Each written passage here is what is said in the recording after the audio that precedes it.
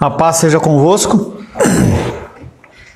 Louvamos a Deus pelo privilégio de servir ao Senhor num país em que não há perseguição aberta, em que nós podemos louvar, adorar e bendizer o nome do Senhor,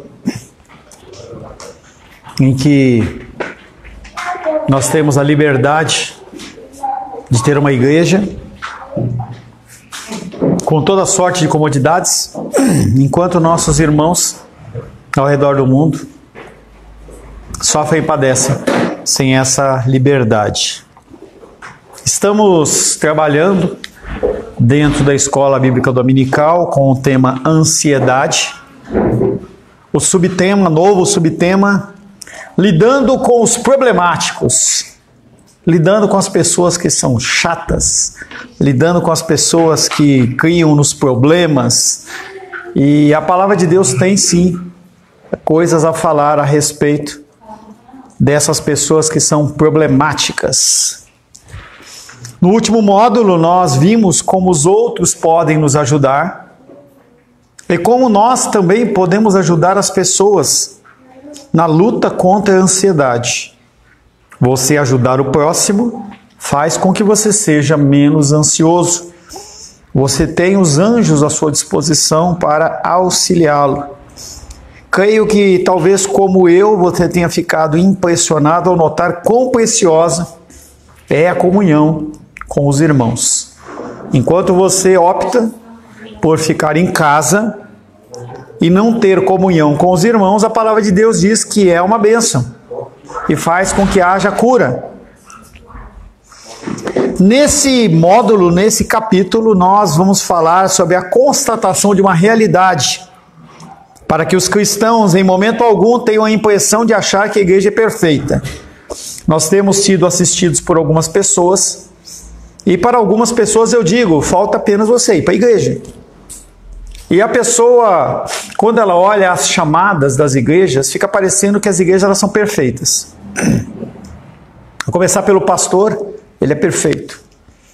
Os membros são perfeitos, todos amorosos, todos cuidadosos, todos preocupados, todas pessoas que pensam no próximo, pessoas espiritualmente elevadas, e isso é um engano. Na verdade, tem-se dito que a igreja é a única sociedade do mundo no qual, para que você seja candidato a ela, você tem que ser desqualificado. Qual que é a necessidade, qual que é o requisito, o pré-requisito para você estar na igreja? Você ser muito ruim, péssimo, horrível. Lembro que, eu não sei se eu contei esse exemplo para vocês, senão vocês só dão aquela pastor, que novo, né? Estava aconselhando uma moça. Daqui a pouco ela chega, mas ela já sabe. Estava aconselhando uma moça lá da Bahia. E aí a moça, ela olhou para mim e falou assim: mas eu não sou tão ruim assim. E eu falei: você é horrível. E ela era uma moça bonita. E o nome dela era Jéssica. Tá viva ainda, né? Aí ela falou assim: ai pastor, eu sou horrível, você é horrível. E ela começou a evangelizar as pessoas falando que ela era a horrível. Quando alguém perguntava qual era o nome dela, ela falava: meu nome é Jéssica, a horrível. E a pessoa não entendia nada, aí ela ia explicar que a condição de ser horrível é em relação à pecaminosidade do seu ser. E aquilo ali fazia com que a pessoa que quebrasse o gelo, ela pudesse falar. Talvez, André, para você retomar o ministério de evangelismo, você possa começar a falar: eu sou o André horrível, entendeu? Uma pegadinha para uma chamada para você, né? Ainda nós estamos aqui orando fervorosamente por novas histórias que você encontra pessoas no local, tal. Estou ansioso em realmente voltar a contar isso. Porque diz que nós somos a imagem e semelhança de Deus, e Deus é lindo, e agora? Mas Deus, como é que você diz que Deus é lindo? Onde está na Bíblia dizendo que Deus é lindo? Primeiro que ninguém conhece Deus, ninguém vê, Deus não tem nem face, entendeu? Jesus, se você vê a figura de Cristo, ele era, dentro dos padrões ocidentais, ele era horrível. A figura dele, entendeu? Ele era negro, entendeu? O que a cultura ocidental repudia. Então, não tem beleza. Quando você lê Isaías, você fala que não há beleza nenhuma nele. Então, desculpa, mas você continua sendo o horrível, entendeu? É mais fácil eu provar que você é horrível, você provar que Deus ele é lindo, entendeu? Você fala que ele é bom, sim, mas lindo não, tá? Na verdade, tem-se dito que a igreja é a única sociedade do mundo em que, para você fazer parte dele, você tem que ser muito ruim, desqualificado. A igreja está cheia de problemas porque ela está cheia de problemas de pessoas problemáticas. No local onde as pessoas têm problemas, são expostos os problemas. Então, o meu coração expõe aquilo, a minha boca fala do que o meu coração ele está cheio. Então, quando nós procuramos falar das coisas do nosso coração, nós expomos a malignidade que nós temos nela. Então, a igreja está cheia de problemas porque está repleta de pessoas que são problemáticas. Todos na igreja são pecadores. Embora nós sejamos salvos pela graça, sim, nós somos pecadores. Todos nelas são pecadores, embora salvos pela graça, mas influenciados pela carne humana não redimida. Então a nossa carne, ela não foi restaurada. Então a gente fala, dá-me um coração igual ao seu. Eu falei na semana passada, o nosso coração, ele já é um coração novo, mas ele continua lutando. É a luta entre a carne e o espírito. A carne, ela traz sugestões. Fique em casa. Você está cansadinho. Você merece ficar em casa. Você está com uma dor de tal mal-estar. Não estou falando com você não, Alice, Ingrid. Eu liberei vocês, tá? Mas você está liberado, entendeu? Melhor você descansar. Você repor as suas energias e toda sorte de desculpas. A carne, ela induz você a fazer isso. Quando você cede a ela, você mostra quem é que controla você. A igreja cresce espiritualmente em proporção direta ao modo como lidamos com a ansiedade e outros pecados do nosso meio. Como que a nossa igreja cresce? Você buscando a santificação. É assim. As pessoas elas vão naturalmente ver a mudança que você transmite. E aí a pessoa fala, poxa, eu quero ir na igreja dessa pessoa, porque essa pessoa era desse jeito e agora ela é desse jeito. Eu quero ter mudança. Agora, se a pessoa ela continua vendo você dentro da igreja, mentindo, roubando, sendo grosseiro, xingando, ela fala assim, eu vou nessa igreja para quê? O apóstolo Paulo identificou os grupos problemáticos que todos nós certamente encontraremos na igreja. 1 Tessalonicenses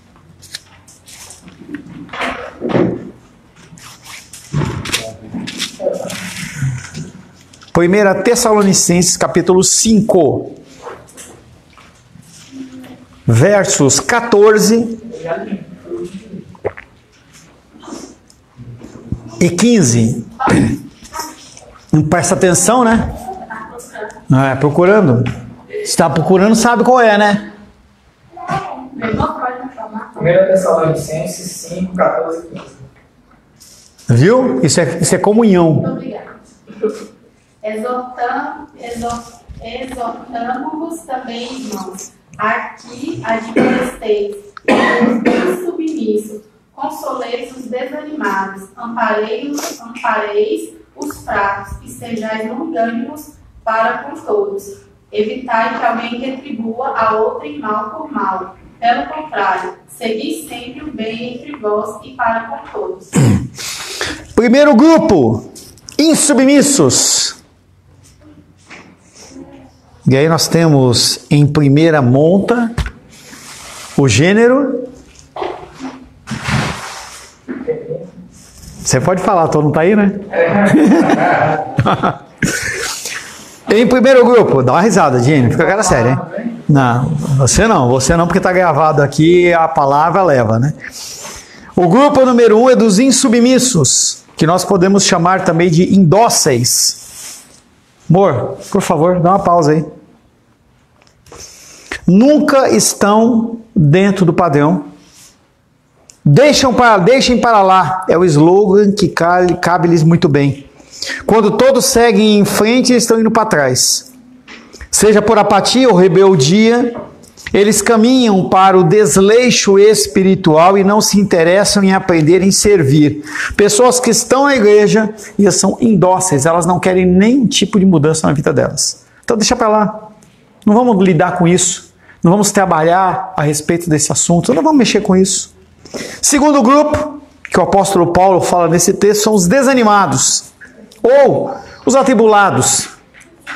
Aquelas pessoas que não têm força, já lutaram de uma maneira errada, não tiveram nenhum tipo de retorno positivo, então elas são desanimadas. Eles temem o desconhecido e não têm o senso da aventura. Eles não querem tentar algo novo. No aconselhamento bíblico, a pessoa ela é levada, ela é confrontada em relação, poxa, você já está andando nesse caminho há tanto tempo, fazendo da mesma maneira, vamos tentar de outra maneira? O desanimado não topa essa história. Nunca havíamos feito dessa forma antes. Eles odeiam a mudança, gostam da tradição, não querem nenhum risco. Todas as questões da vida parecem estar muito além do que podem suportar. São geralmente tristes, ansiosos, algumas vezes desanimados e frequentemente desencorajados. Por conseguinte, nenhuma aventura causa-lhe emoção. Essas pessoas que são desanimadas, elas acham que acabou. Não tem mais mudança a ser feita. Então, quando eu chamo vocês em aconselhamento e mostro algumas condições, alguns de vocês se mostram dessa forma. Não vou mover, não vou fazer, não quero, não dá. Já fiz, já tentei, eu não quero, vou ficar aqui quietinho na minha. Terceiro grupo é o grupo dos fracos. É o grupo galinha da Angola. Como é que fala galinha da Angola, Esther?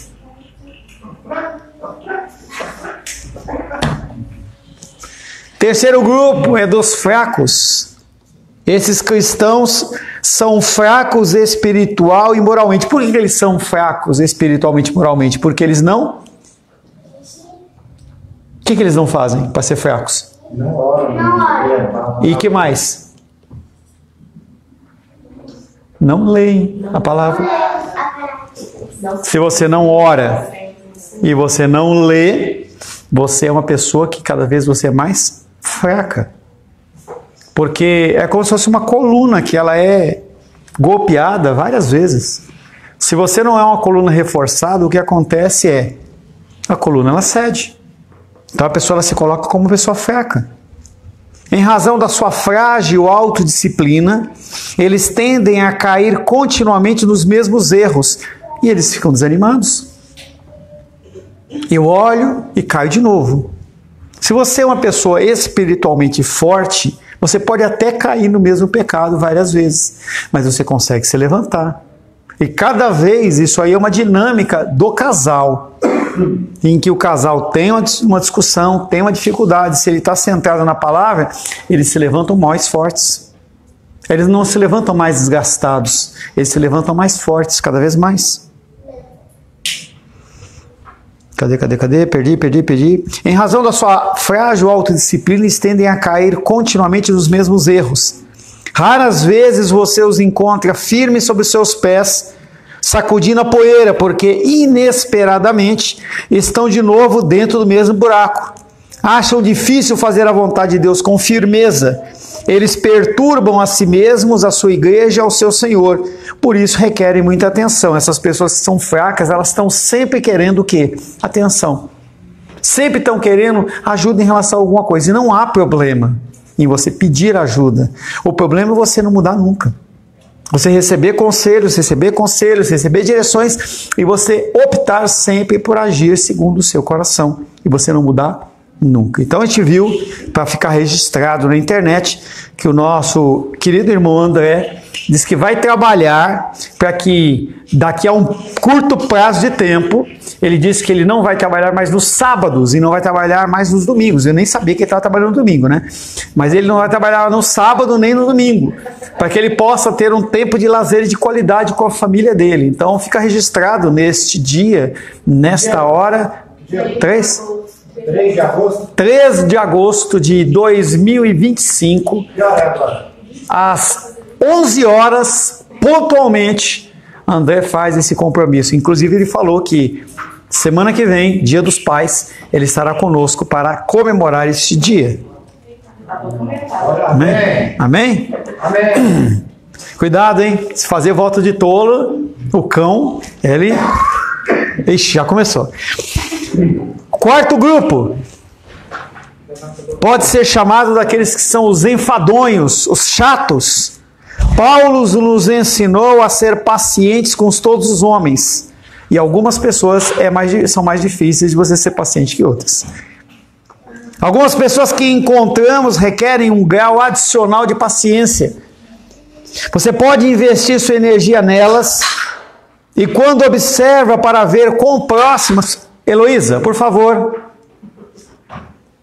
Algumas pessoas que encontramos requerem um grau adicional de paciência. Você pode investir sua energia nelas e quando observa para ver quão próximas chegaram da semelhança de Cristo, elas continuam diferentes de Cristo. Filipenses. Será que é profético? Filipenses. Será que é? Será que o Filipe vai falar da característica dele? É um sinal de Deus aí. Hã? Então vai estar escrito raça de víbora? Não. Ixi. Caramba, hein? Filipenses, capítulo 3. Houve um espírito de acusação no nosso meio. Está amarrado. Filipenses, capítulo 3, versos 12, 13. Estou falando devagar para dar tempo do Filipe achar, né? 12, 13. Na minha Bíblia não tem. Mateus, Marcos, Lucas, João, Atos, Romanos, Coríntios, Gálatas, Efésios, Filipenses. Não, só até Filipenses, não confunde ele. 12, 13, 14, 15. Não que eu tenha já recebido ou tenha já obtido a perfeição, mas prossigo para conquistar aquilo para o que também fui conquistado por Cristo Jesus. Irmãos, quanto a mim, não julgo havê-lo alcançado, mas uma coisa faço, esquecendo-me das coisas que lá atrás ficam e avançando para as que diante de mim estão. Prossigo para o alto, para o prêmio da soberana vocação de Deus em Cristo Jesus. Todos, pois, que somos perfeitos, tenhamos deste sentimento e, se porventura pensais do outro modo, também isto Deus vos esclarecerá. Então o apóstolo Paulo está falando sobre essa condição que ele fala que ele não é perfeito, ele entende que ele não alcançou a perfeição, mas ele vai se desembaraçando de tudo que está atrapalhando a vida dele para que ele consiga avançar. Essas pessoas, elas tudo as distrai, não são pessoas concentradas. Elas são muito irritantes porque você faz o máximo esforço e recebe o mínimo de retorno.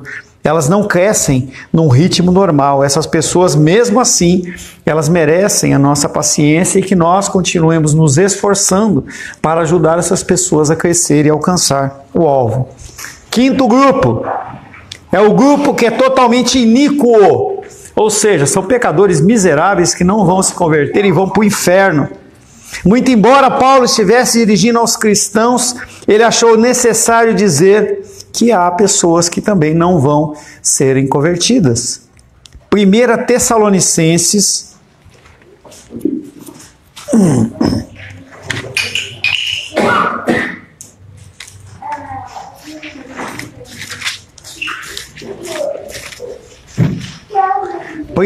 Tessalonicenses, capítulo 5, verso 15.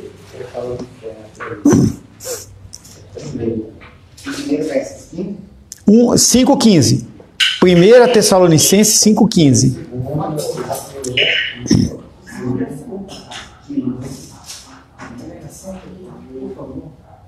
Evitai que alguém retribua ao outro mal por mal.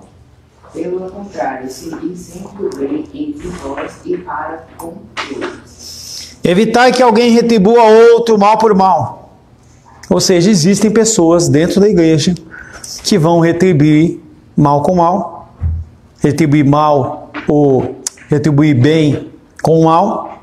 E o apóstolo Paulo está falando que é triste dizer cristãos cometem pecados com outros cristãos. Tem uma igreja aí que ela é denominada We Are Seita,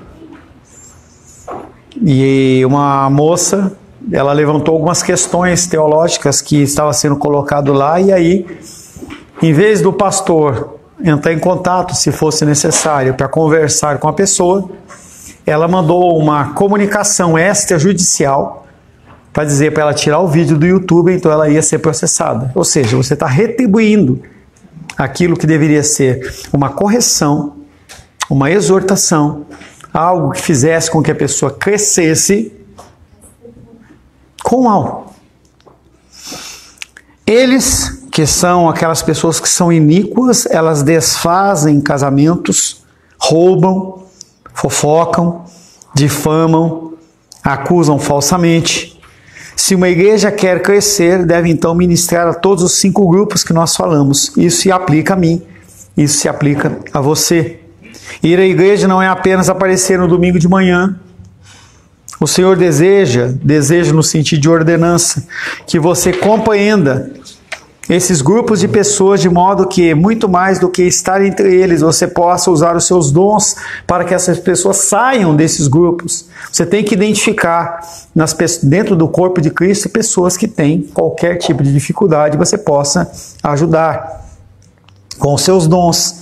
Então eles em troca serão capazes de ajudar outros. Isso aí chama-se discipulado cristão. Então, via de regra, as pessoas falam: ô pastor, você não pode fazer o discipulado com fulano, com beltrano, mas por que você não faz? Você já passou. Mas eu não vou fazer igual a você. Lógico que não, você não é eu. Por que você não faz? Por que você não fala assim: eu peço ajuda para poder fazer isso aí, e você começa. Quantas pessoas você discipulou depois que você foi discipulado? Quantas pessoas você ensinou alguma coisa daquilo que você já aprendeu? Se você não alcança essas pessoas, elas não vão ter o que ensinar. Como que eles vão aceitar se não há quem pregue? Ajude um ansioso a não se afligir em suas próprias inquietações. Ajude um ansioso a não se afligir em suas próprias inquietações. E elas desaparecerão nesse processo. Mais ainda, você vai ajudar pessoas. Então, tenho visto isso. Minha irmã vai assistir. Claramente, eu tenho ajudado. Essas pregações têm ajudado a minha irmã. E ela tem feito o quê? Compartilhado com outras pessoas. E as pessoas, elas têm sido alcançadas com essa bênção. Entenda que a minha lista de contatos é diferente da sua. A sua é diferente da Diene, diferente do Felipe. Por isso que nós temos essa facilidade com a internet de você simplesmente compartilhar coisas. Olha, meu irmão, eu estou vendo que você é ansioso. Vai lá no primeiro arquivo, lá no primeiro de ansiedade. Pastor Paulo, me manda o primeiro link. Olha, assiste isso aqui que o meu pastor falou que vai te ajudar. E a pessoa ela vai ser trabalhada. E quando aquela pessoa for liberta, o que ela faz? Ela compartilha com outras pessoas. Então nós temos perdido a oportunidade de fazer esse tipo de coisa. Haverá menos clima de ansiedade na igreja, na família, no trabalho. E esse é um meio eficaz para se atacar a ansiedade. Falando especificamente a respeito de cada desses grupos, primeiro deles os indóceis ou insubmissos. Conta o pastor, seguinte coisa: aprendi várias lições sobre a vida quando estava no atletismo, ele praticava atletismo.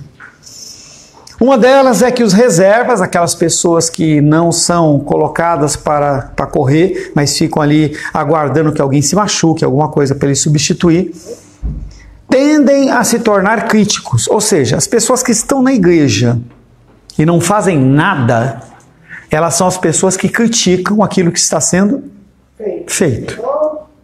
Tá? Se você tem alguma ocupação, você não vai olhar para o problema que o outro fez. Então chegar lá, Desculpa usar o exemplo, tá? Não é objetivo, mas o Felipe semana passada ele trouxe bolo do quê? De que bolo que você trouxe? Mandioca. Um exemplo, não é o caso da Esther. A Esther perguntou: por que você não trouxe? Cadê o bolo de mandioca? Por que não ter perguntado para ele aonde você comprou o bolo de mandioca para que eu leve? Então, normalmente, quando as pessoas criticam, é porque elas não fizeram. Então, eu peguei lá o primeiro tomatinho com queijo parma e queijo, e o queijo estava duro. Aí eu peguei, mordi e brinquei com a Luísa. Falei assim: meu queijo está duro. Por que eu reclamei? Porque eu não fiz. Na próxima vez, será que eu vou querer fazer? Então, a primeira coisa que a gente tem que entender é que as pessoas, esse exemplo desse pastor, ele fazia parte de uma equipe de atletismo e ele percebeu que as pessoas que não corriam, elas eram críticas. As pessoas que fazem mais críticas são as que menos contribuem para levar a equipe adiante. O louvor está ruim. Vem cantar.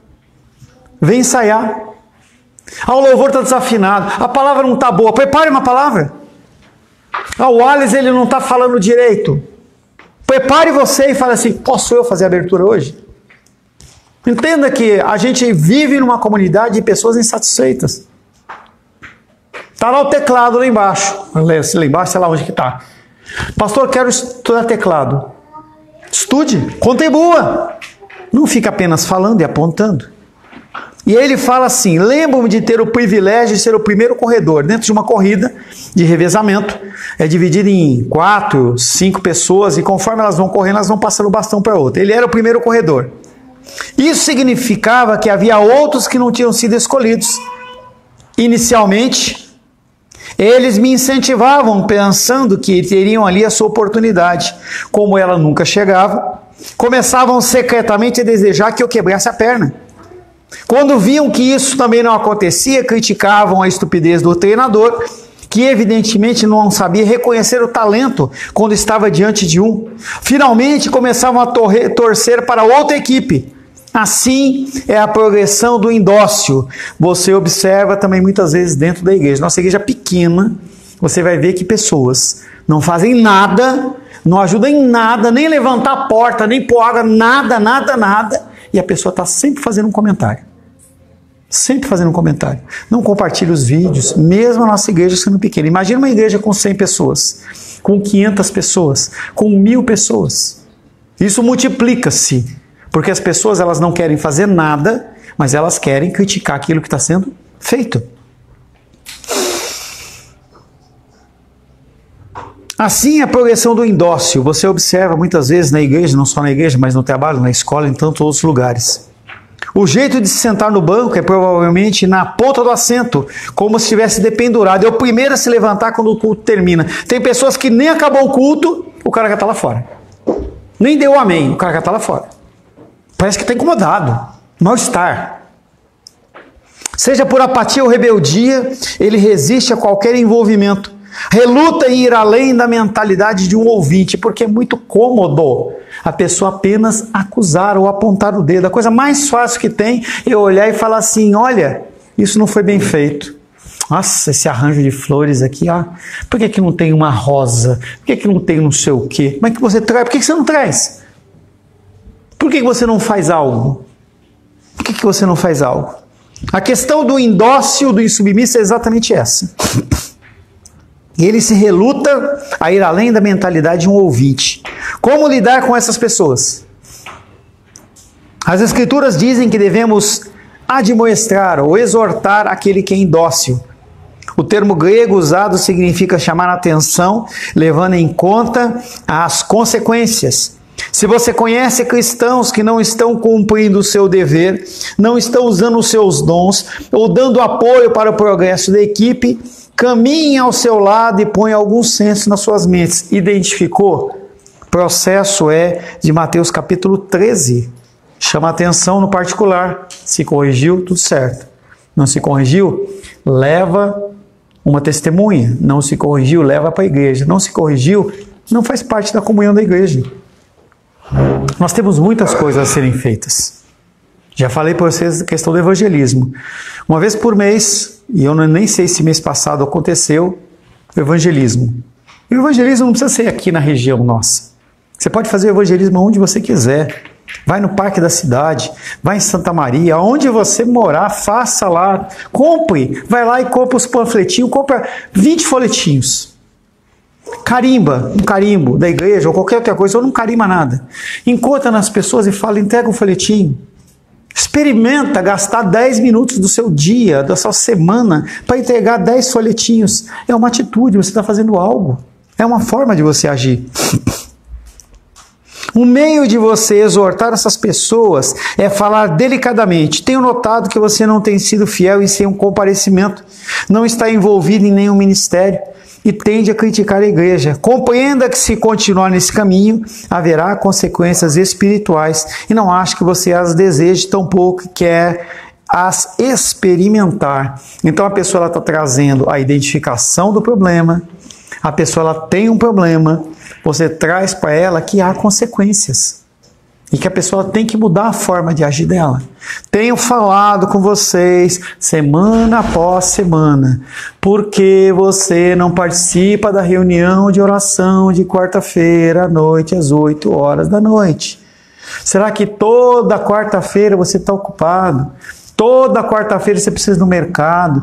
Toda quarta-feira você tem que descansar, tem que preparar o macarrão. Será que você não consegue parar para orar das 8 às 9?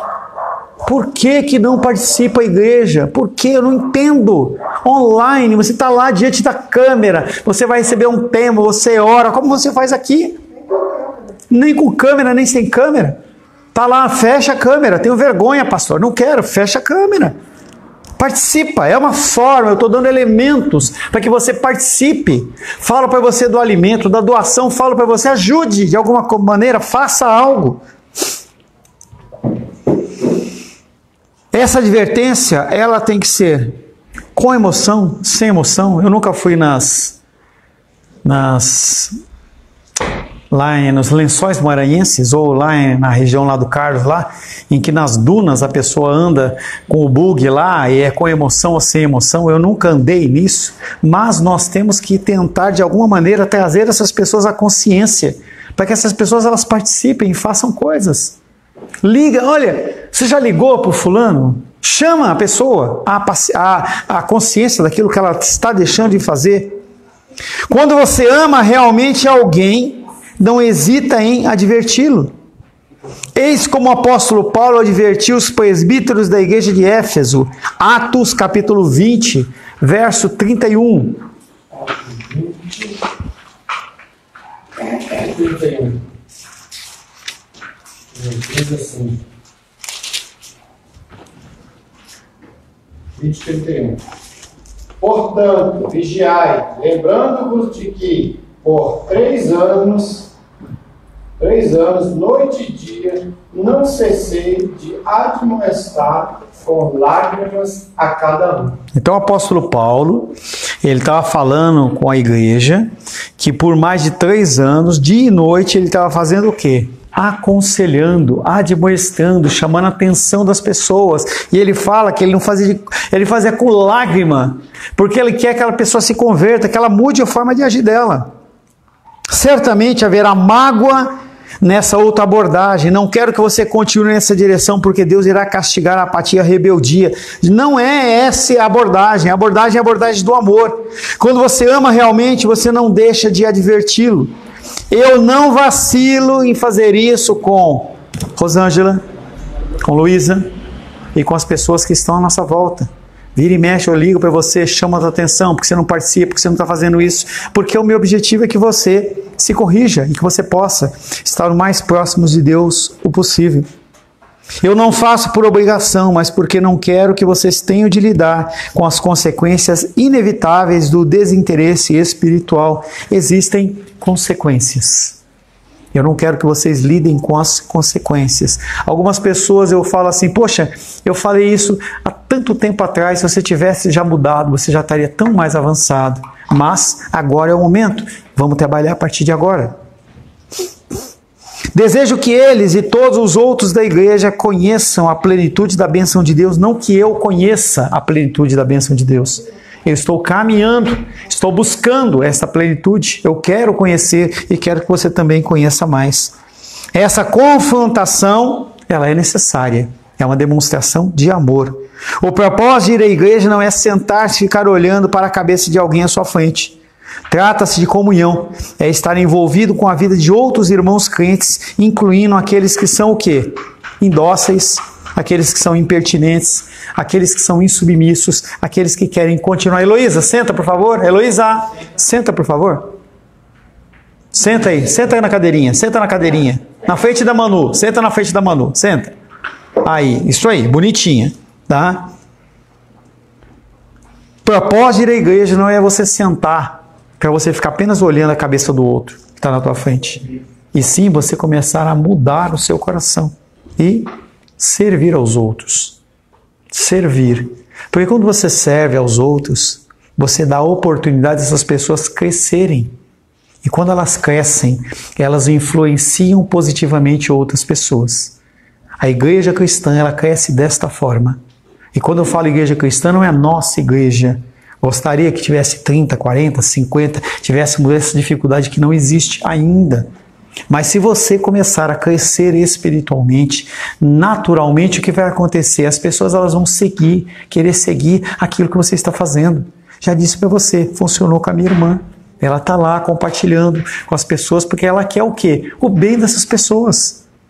Ela está sentindo a diferença na vida dela. Então, se você é abençoado, ajude essas pessoas falando com elas, compartilhando aquilo que você tem ouvido.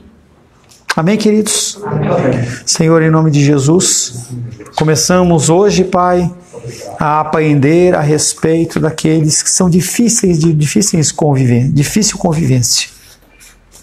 Temos, Pai, a capacitação vinda do alto céu para ajudar essas pessoas a saírem das suas lutas e dificuldades. A palavra de Deus fala que bem-aventurado é aquele, Pai, que quebra os grilhões, que liberta os cativos, Pai.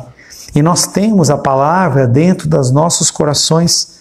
Temos ouvido a Tua palavra, Senhor, e somos, sim, despenseiros desta preciosa palavra.